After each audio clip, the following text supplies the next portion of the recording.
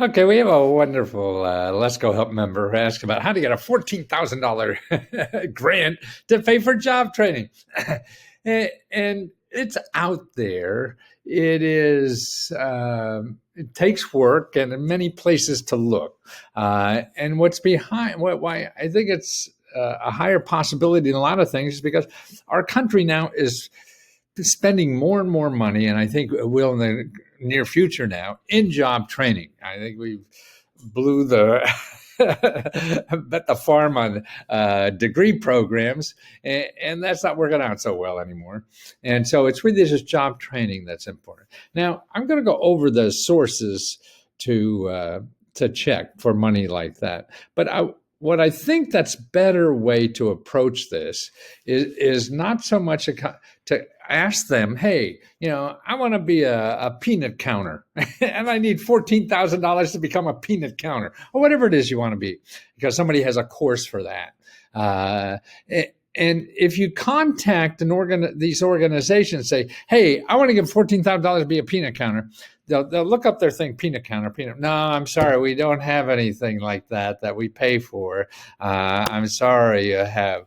Yep. So you're going to miss out on that contact about what it has. And also, what you may or may not know at this time in going into that course, there may be other options that you may find just as interesting as being a peanut counter or whatever this thing is that you really want to be. That may even be more interesting you never even thought of. Yeah. You could be a massage therapist on outer space or something. I don't know. It's so big out there that I think having a focus on exactly what you want to do is going to eliminate possibilities. You only want to date men over 6.5 feet tall. Man, you're going to miss some of the cutest guys in the country with those kind of requirements.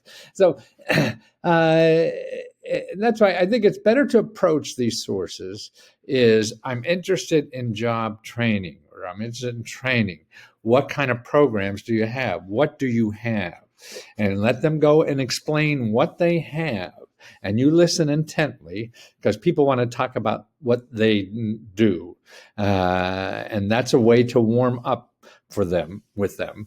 And then if they don't cover peanut counters or whatever the heck you want to be, say, well, I was wondering if there's a chance to use, to get this, to use these to do peanut counting or something like that, that smooth the way into that conversation. Because don't forget, it's easy to dismiss you if you just ask peanut counter, because they could say, no, you're happy, they're happy because they solved your problem. But what you really want to do when you're talking to people, and the hard thing is getting these people to talk, hard thing is getting them on the phone. So once you do, you want to get the most out of them as possible. And by the way, I know a lot of our members have trouble getting people on the phone, and that's normal. I mean, people in this day and age, we have members call up, 16 times before they got something. And actually, this one guy said 16 times in about 8 or 9 days. And finally, somebody called him back. And it was such a good conversation when they called back, because the lady gave him her personal cell phone and even her personal email if she didn't call him next time, the follow-up call to call her on the so that's why it's very difficult, and it's going to be more difficult. But this is the rest of your life you're talking about. So who cares if it took you a few more days, to find out the information or whatever? You had to wait on hold for a couple hours. That's nothing in the scheme of things. So if you find them, you get the organization to talk about what they do and try to talk to somebody, even if it takes you 10 calls to get somebody. If you get somebody to talk, then they're going to know more than you will ever know. There's more hiding in their dusty brains that they could, share with you, that unless you ask that specific question the way they want it, you're never going to get. And it only comes from, being nice and being human with these people. So here's a report here And the report I'm going to include here shows you how 2.6 billion in 1 year alone goes unused for higher education and training when these federal programs. I mean, that's incredible. This is people. That's a lot of money. Billion. I mean, we were only giving like I think 10 billion to solve the rental problems.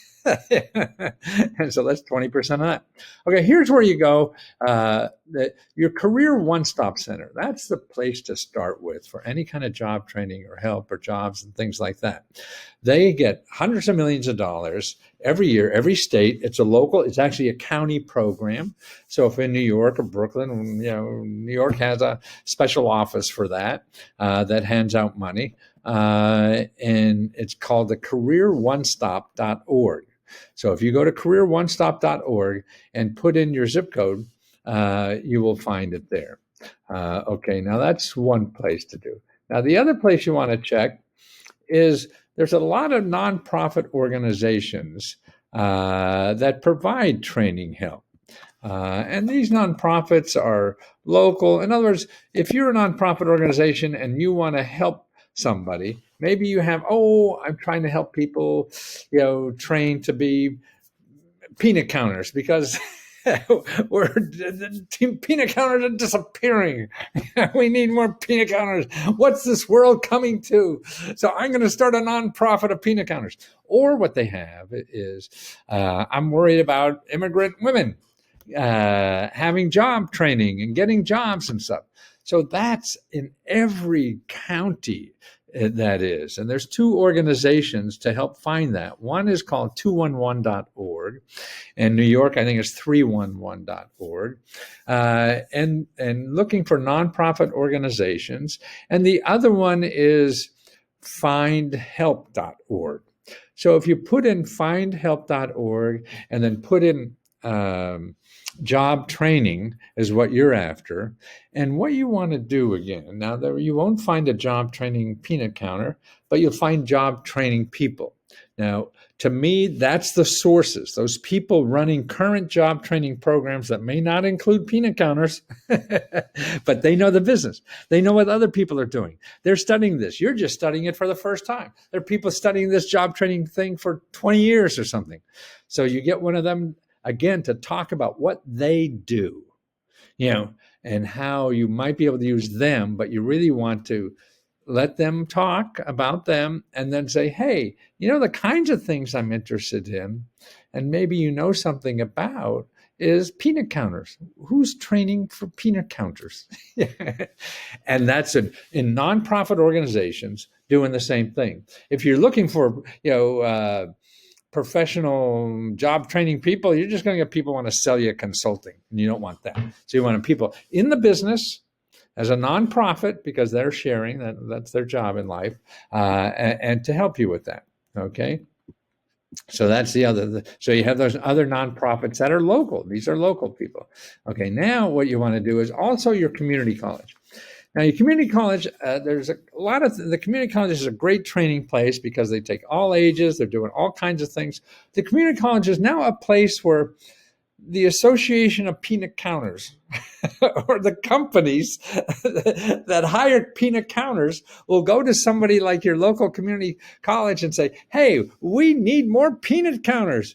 And we'll give you, $500,000 to train 50 peanut counters so we could hire one of them. See? So that's the kind of stuff that happens at your local community college. Who would have thought? I mean, hospitals do this, manufacturing do that. They're giving money to train people, for 6 months, 3 months, a year, whatever. So they have people to hire, and the government also kicks in money. So you get everything paid for, and you go there and get the certificate or whatever it is to be a professional peanut counter. And the jobs are there too. So it's a 2-for-1, see. And that's the other place. That's the third. Now, another place that people don't think about is local rich people. There's so many people that have so much goddamn money in this country. I don't know what the hell they do with it. Not only Jeff Bezos, what's he going to do with $20 billion? Like his ex-wife now gave $20 billion away. I think it was $5 billion or something like that. They don't know what to do. So this and here's an article about how rich people, they set up their own little foundations because they know that as a human they should be giving back to the country, and there's databases for this, that you could find these people, and it's all online. There's two databases, one called the Foundation Center, and the other one is called GuideStar. So you could go, and the Foundation Center is a very expensive database. And actually, the Foundation Center has offices around the country too, where you go in their library and use them. There's one in New York, I know. But GuideStar is a little easier because you could do it online. It's not really detailed. They have two versions, but the non-detailed is good enough. So if you go to guidestar.org, then /search, and maybe put in job training as a place to start, and find the people in your area, whether you live in Pittsburgh or your state that are interested in helping people get job training money. So you found rich people, foundations, things like that share their money. They want to do something worthwhile with money. How many Maseratis can you buy if you got $100 billion? Well, even if you have only 10 million, I mean, what the hell are you going to do with a lot of money? Huh? And more, with our unequal society, there's more and more people, like that, trying to figure out what to do. And so they start their nonprofits because it's a way to do something with your money and not have to pay taxes on it. See? So this is a pocket of money I think that we all could take advantage of. So instead of getting a grant from the local CareerOneStop, get it from this, Wall Street guy who has a $10 million grant that he's given to help people get education or training or whatever. So and all this takes work, takes effort, takes a lot of follow-up. None of this stuff is easy. If it would be, you wouldn't be looking for help. It'd be coming to you. See, the only stuff that comes to you are the people that want to get your money. The people that you want to get money from, you got to work to get to them. And that's going to take work. But make a mini career out of this, because this is a way to start to learn to use the system, to me. Because if you could do it for you and getting a grant for this, then you're able to do it for your child later. You're able to do it for the community. You're able to do it for anything you need, because now you know the sources, and you understand them. And it's a way to use this skill to do a lot more in life and to help other people too, not only yourself. But first of all, take care of yourself first.